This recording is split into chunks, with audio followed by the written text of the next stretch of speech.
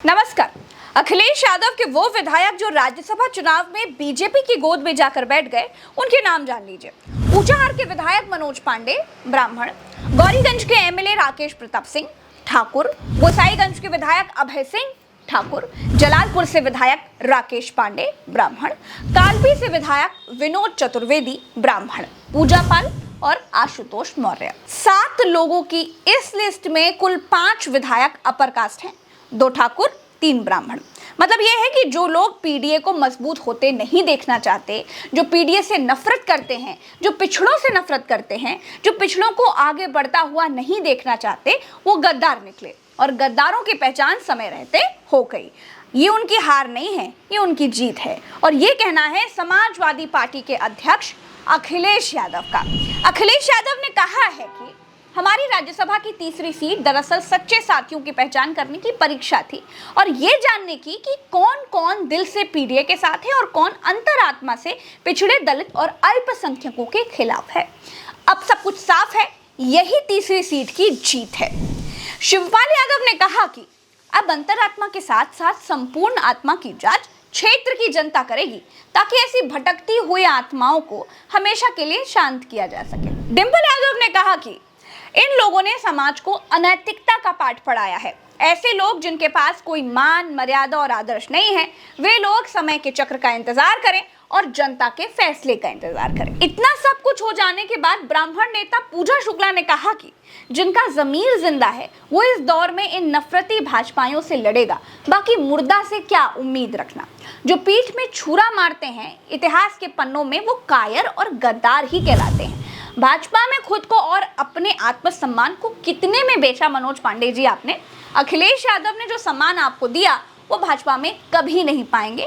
हाँ, पट्टा पहनकर एक कोने में बांध जरूर दिए जाएंगे, ऐसा पूजा शुक्ला ने कहा है। दोस्तों, जितने भी सपा विधायकों ने बीजेपी को वोट किया है, उन सबका कहना था कि वो अंतरात्मा की आवाज पर बीजेपी को वोट दे रहे हैं। अब ये अंतरात्मा की आवाज है क्या, इसे भी आपको समझना पड़ेगा।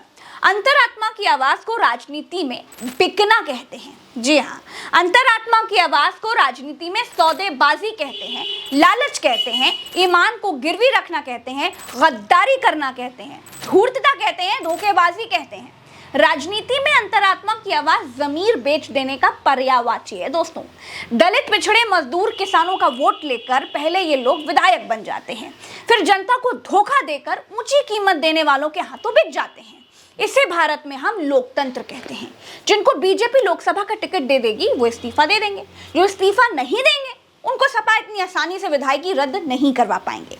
ये लोग सपा छोड़ेंगे नहीं और अगर सपा निकालेगी तो सदस्यता रद्द होगी नहीं। दोस्तों, आज पल्लवी पटेल ने बहुत प्रभावित कर दिया। पल्लवी पटेल नाराज बताई जा रही थी, लेकिन पल्लवी पटेल अपनी बात पर बिल्कुल अड़ी रही। उन्होंने डंके की चोट पर यह बात कही कि वो सपा को वोट देकर आई हैं।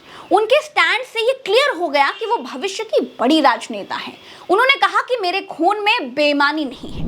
मेरी प्रतिबद्धता, मेरा वचन पीडीए है। मैं पीडीए हूँ, मेरे अलावा पीडीए कोई नहीं। मैंने शुरू से पीडीए की बात की और मेरा वोट भी आज पीडीए के लिए है। इतनी बड़ी बात कहने के लिए जमीर का होना बहुत जरूरी है। पल्लवी पटेल ने ये बता दिया, पल्लवी पटेल ने दिखा दिया कि वो कद्दावर हो या ना हो, लेकिन वो गद्दार नहीं है। पल्लवी पटेल ने सबके सामने कहा कि वो ईमानदार हैं और ईमान की ही राजनीति करती हैं। पल्लवी पटेल के इस क्लियर स्टैंड से आज अखिलेश यादव को भी पता चल गया होगा कि कौन अपना है और कौन पराया है।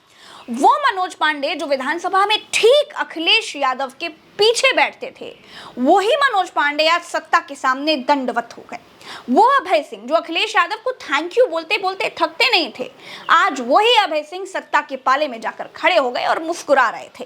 लेकिन दोस्तों, इस पूरे सियासी घटनाक्रम से हुआ क्या, आज का सबसे बड़ा सवाल यही है। तो अखिलेश यादव के मुताबिक ये उनका नुकसान नहीं है, बल्कि 7 विधायकों के जाने से उनको फायदा हुआ है। अभी तक तो कद्दावर नेता लग रहे थे, लेकिन कद्दावर नेता निकले नहीं, ये बात समझ में आ गई। दोस्तों, अगर ये लोग 2024 के चुनाव में अंदर अंदर कांग्रेस और सपा को, जो इनका अलायंस है, उसको हराने का काम करते, तो जो नुकसान आज हुआ उससे कहीं ज्यादा नुकसान 2024 के चुनावों में होता। इसीलिए अखिलेश यादव के मुताबिक सपा के लिए ये बहुत अच्छा हुआ है कि पहले ही इन लोगों ने अंतरात्मा की आवाज सुन ली और अखिलेश यादव को आज इस बात का पता चल गया कि सैकड़ों विधायकों की इस भीड़ में गद्दार कौन था। दोस्तों, सियासत में कई बार हार और जीत से ज्यादा जरूरी होते हैं सबक, कई बार वर्तमान से ज्यादा जरूरी होता है भविष्य। और जाहिर सी बात है कि अखिलेश यादव को मिले आज के झटके ने उनको 2024 के महासमर के लिए बहुत बड़ा सबक दे दिया है। आज अखिलेश यादव ने घर के भेदियों को पहचान लिया है।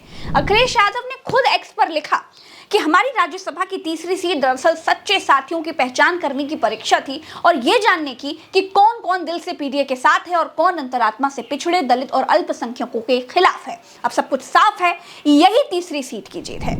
यानी अखिलेश यादव ने इस धोखेबाजी को सीधे तौर पर पिछड़े और दलितों के अपमान से जोड़ दिया है। अखिलेश यादव ने साफ साफ कह दिया है कि आज पता चल गया कि कौन कौन पीडीए के खिलाफ है। दोस्तों, अब यह भी तय है कि अखिलेश यादव अपनी रणनीति को थोड़ा सा जरूर बदलेंगे। अब पिछड़ों के मुद्दों पर, दलितों के मुद्दों पर अखिलेश यादव और ज्यादा आक्रामक होते हुए दिखाई देंगे। फिलहाल के लिए इतना ही। नमस्कार।